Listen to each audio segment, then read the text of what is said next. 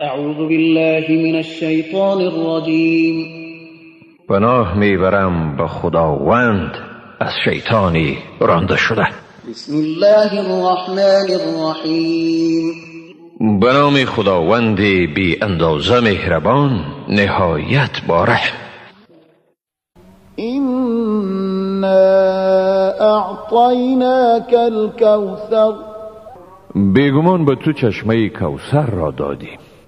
فصل لربك وانحر پس برای پروردگارت نماز بخوان و قربانی کن.